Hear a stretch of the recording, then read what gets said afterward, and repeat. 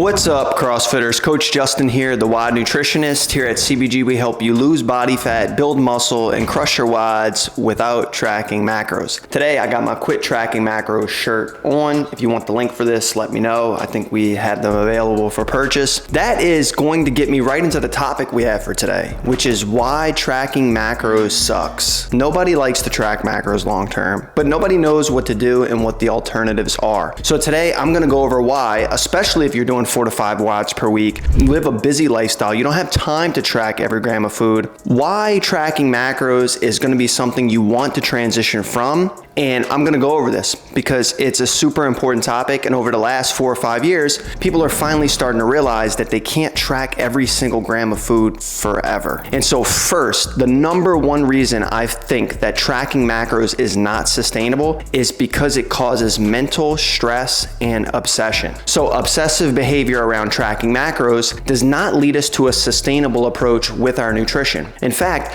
a lot of us want to quit feeling stressed about the foods that we need to eat and when. A lot of us want to start feeling less stressed about how we look in our bodies and actually just accept our bodies for where we currently are in the moment as we continue to improve. This only exacerbates our attention to food, and this obsessive behavior is not good long term. This is why tracking macros is a short-term tool used to help us build food awareness and understand what we need to be eating and how much we can eat in order to hit certain macronutrients that lead to body composition goals that we have to look more like we actually CrossFit. But it's not meant to be used long term. And so constantly tracking and measuring food can lead to an unhealthy obsession with numbers and perfection. And what I usually find is that type A people will constantly be creating this unhealthy relationship with hitting the exact number on their MyFitnessPal or whatever app they're using, and eventually they get burnt out. Type B people will track macros for 2 weeks and be like,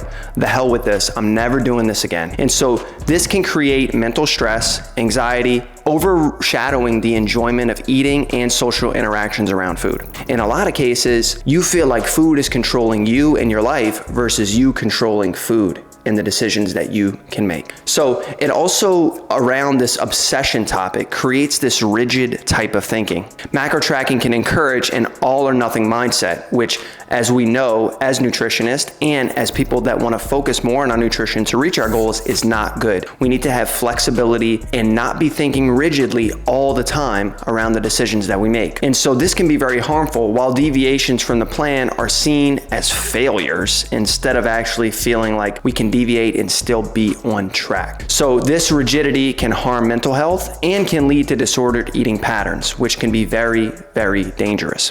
And a lot of people that come to our program have said tracking macros has caused disruptions in their behaviors around food and also caused eating disorders in the past. This is data directly from people that I talk to on a daily basis. And so yes, it can cause eating disorders if you're not careful and you create this all or nothing mindset around tracking every single gram of food. Now, the second reason why tracking macros is not sustainable and you should quit tracking macros immediately and delete MyFitnessPal is because it's very time consuming and inconvenient. Imagine spending more time tracking than actually eating. What? That doesn't make any sense. You're more weighing, measuring, and tracking time-wise than you are actually eating and enjoying food with your family, with your friends, with coworkers during lunch break.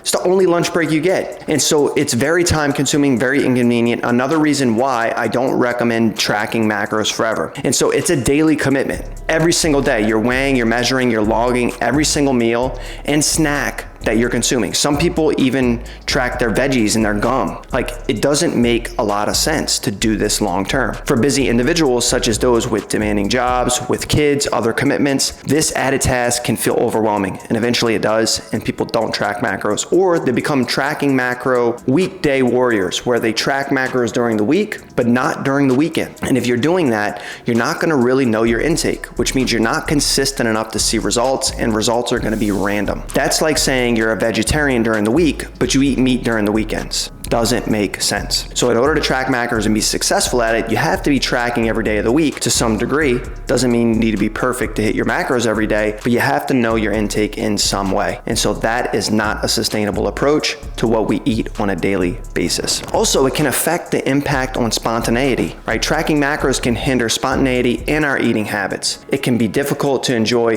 impromptu meals with friends, with family, without worrying about fitting foods like into macro targets and playing macro Tetris, which is what a lot of us end up doing on a daily basis, really stressing about not hitting the perfect gram every single time. So it can be very time consuming and overwhelming, and it's inconvenient. This is number 2. Number 3, there's the potential for misleading focus on quantity of food over quality of food. This is a huge one. So a lot of people think that you can just hit your macro targets and everything's gonna be fine. There's a couple different caveats with this. Number 1 being, you're not gonna get the right nutrient-dense micronutrients that you need in order to fuel your body appropriately, being an athlete, doing 4 to 5 WODs per week. That's number 1. And number 2, if you're not eating super nutrient-dense foods that are satiating, you're more likely to cheat on your actual diet. Meaning, if you eat high-calorie, hyper-palatable foods that are lots of calories, you're not really gonna feel full. When we don't feel full, we make mistakes with the food choices that we later eat down the road, meaning we're just gonna eat more of those unhealthy foods. And so we want to avoid eating unhealthy foods, but incorporate them in moderation. Tracking macros says, we don't care. Eat whatever you want to eat. You want to eat pizza and you want to fill your macros with ice cream, go for it. So this leaves a lot of room on the table to be improved. So nutrient quality. Macro tracking emphasizes the quantity of protein, carbohydrates, and fat. These are the macronutrients. Now, sometimes at the expense of food quality is where we get into trouble.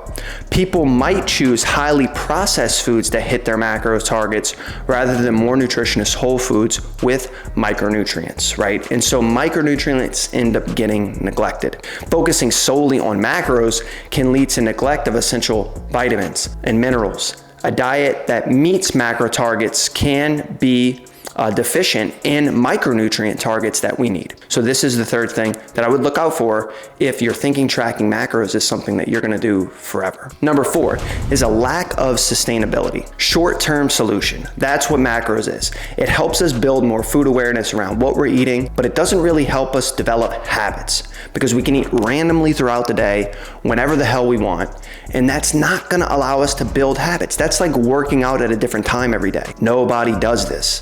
We need to find a way to build actual habits in our life. That is where you need to find the consistent patterns to be able to see your goals long term. And so for many, tracking macros is not sustainable long-term approach to eating. It's often seen as a temporary measure, and transitioning away from it can be challenging, leading to potential weight regain or loss of dietary control. A lot of people fall into this category. They're like, tracking macros worked for me. I lost weight when I was tracking macros. Of course, you were focusing and being more intentional with your nutrition, but you got burnt out and you quit tracking macros and you gained the weight back. I think we need to redefine the word work. Tracking macros worked for me. Not necessarily. Worked for me means that it worked long term. And if you weren't able to stick with tracking macros, it's just another fad diet. Tracking macros is a fad diet.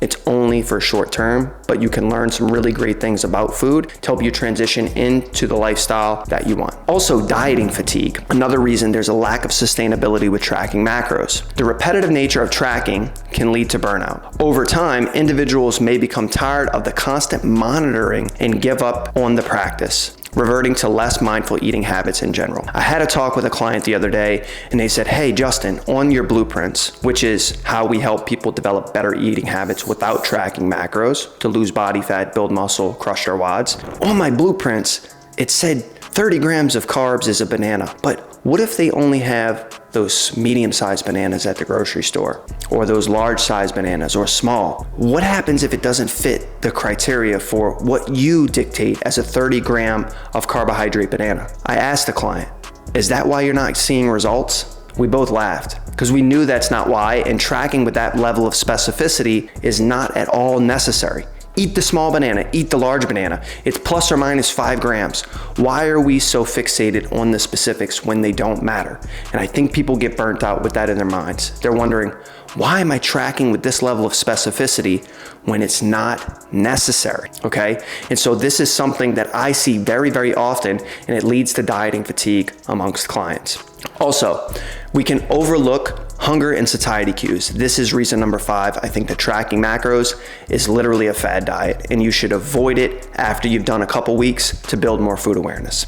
Now, ignoring your body's signals. Tracking macros can cause individuals to ignore their natural hunger and satiety cues. This doesn't sound good. We're just following a script, going with the motions. We need to actually listen to our body and understand it so that we know what changes we can make, because every day can be different. Just in a women's menstrual cycle, you have ovulation, you have your luteal and follicular phase. Hormones are changing. We need to be able to know what those changes look like. We can't just blindly follow the macros that a coach gave us or that we looked up online. So leading to a disconnect between eating and internal bodily goals is going to be an issue, especially if things change, our training volume changes. These are things we need to accommodate, and we need to be able to listen to our body. This can foster an unhealthy relationship with food, which decisions are driven by numbers rather than how you're actually feeling. And so also overlooking hunger and satiety cues, also with fixed portions, because relying on predetermined portions can prevent individuals from listening to their body's needs, and this also isn't good. Reason number 6 is cultural and social disruptions. Social events, cultural foods, we want to be able to enjoy this. And many cultural foods, social dining experiences don't fit neatly into macro tracking frameworks. Constantly needing to explain dietary choices or bring special foods to create social barriers and discomfort, which is not good. And it can take away from the food enjoyment in general, right? So the joy and cultural significances of food can be diminished when it's reduced to a set of numbers. This can lead to a less fulfilling and more mechanical approach to eating, like you're in a vacuum or a robot. One other thing that I'll say about tracking in general, right, is that we've been saying tracking macros is not sustainable for a really long time. I think more and more people are becoming aware that there are different approaches out there to making things easier, right?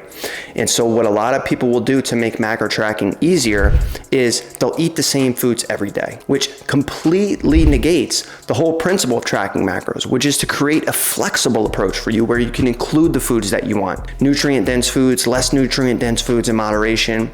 And so all over, I don't see the benefit to tracking macros long-term. I truly don't. I truly believe it. This is not me talking shit on YouTube or through our marketing channels. I really don't believe it's sustainable. I tracked macros for a couple of weeks when I was in graduate school.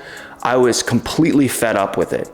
Within just a couple of weeks, I had to quit because it was ridiculously difficult to be able to keep up with every single meal I was eating, literally not forming any habits throughout the day, eating randomly, and expect to see predictable results. And so if you're looking to lose body fat, build muscle, and crush your WODs, you don't want to track macros anymore. You know it's time for something different. Go ahead, click the link below, book a call with me. I'm going to open up a few slots in my schedule. I do this every week for those that are super committed and ready to find a solution to reaching their goals, to look like they actually CrossFit. And if you're not ready for a coaching call, you can go over to Instagram, the link is also below, and DM me the word no macros, and I'll send you a guide on what we do to help people understand their intake without tracking. I'll see you guys in the next one.